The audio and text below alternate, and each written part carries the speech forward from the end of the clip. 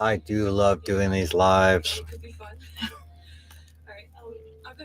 Hi there. Welcome to another live with me, Cy Williams. Well, welcome back to our channel.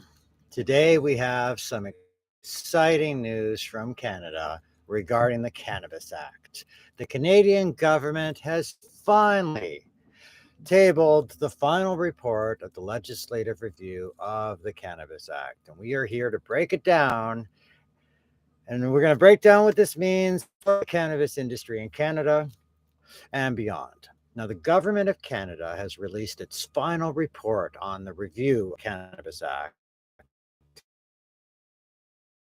identifying 54 recommendations and 11 observations on how to strengthen and improve the administration of this act.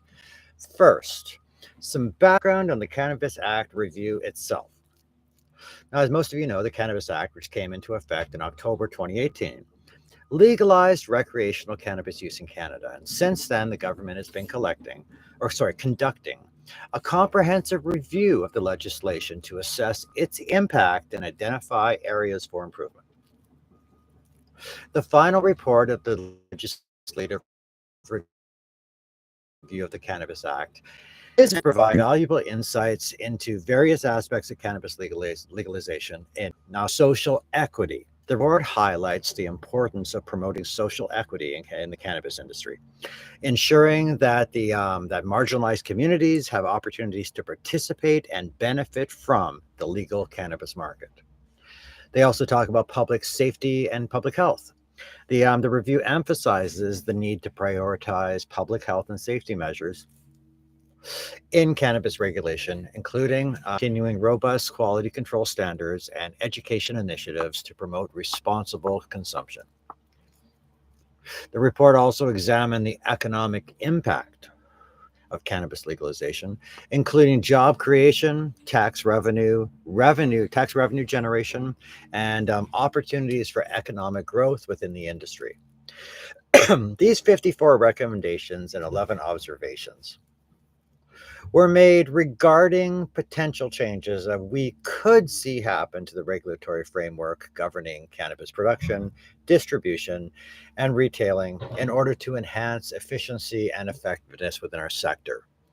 So, what do these findings mean for the future of the cannabis industry in Canada? It's a good question. The recommendations outlined in the final report could lead to significant changes in how cannabis is regulated and managed in this country. The tabling of the final report of the legislative review of the Cannabis Act sorry, marks an important milestone in Canada's ongoing efforts to redefine its approach to cannabis legalization. The report recognized the economic challenges facing the legal cannabis industry right now. The panel also calls on Health Canada to reduce the financial and administrative burden that it places on those operating within the legal sector. It recognized calls for excise tax reform, and the panel also called for changes to excise taxes, with higher potency products being subject to more tax than lower potency products. Notably, the panel also acknowledged the sector calling for a greater THC potency limit for edibles. But the panel says that on taking balance into consideration, the panel felt that the increased risk to public health outweighed the concerns. Because of this, the panel is recommending that we maintain the current 10 milligram THC limit for edibles. So, Organigram CEO Beena Goldberg reached out to us here at High Canada with her perspective on the final report of the legislative review of the Cannabis Act, mostly because this is a very significant milestone for the industry, paving the path for its continued sustainability, financial viability, and innovative advancement. And this is after more than 5 years of legalization. Statements from Beena Goldenberg, that's Chief Executive Officer of Organigram, included her saying that Organigram firmly believed that to achieve the stated objectives of the Cannabis Act, a healthy and sustainable industry is required. Despite a few favorable recommendations and observations, the recommendations found within the report were not robust enough to deliver the impactful changes needed for this industry. Now, Bina went on to state that the expert panel's failure to recommend that THC levels in edible products increase from 10 milligrams to 100 milligrams per package was disappointing, as we clearly know that we are ceding ground to the unregulated and unsafe illicit market, putting public safety and public health at risk. Now, while Organogram is pleased to see an acknowledgement that the excise framework needs to be revisited, the move to taxing higher THC products at a higher rate is likely to drive some consumers back to the illicit market.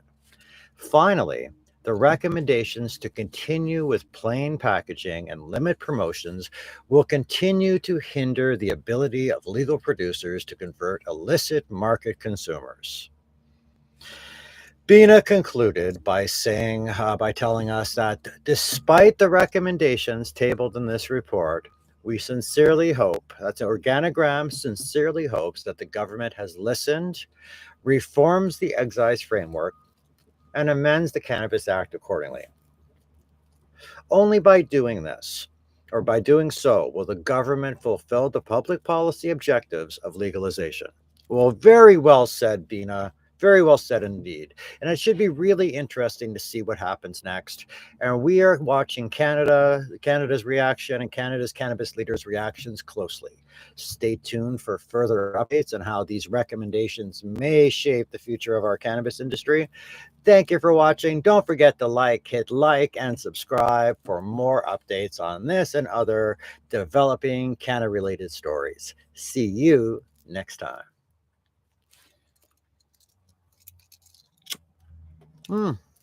That was fun. There's lots of I gotta read and reread and make some more notes on the legislative review of the Cannabis Act. Having Bina step up with such strong statements. Thank you, Bina. I really appreciate that, and thank you everybody for tuning in. This was our first week where we're trying to get out a video every single day, and I've been having a lot of fun with it, and I hope you've been enjoying seeing what we've been producing. Okay, that's it for me right now, and I'll see you later.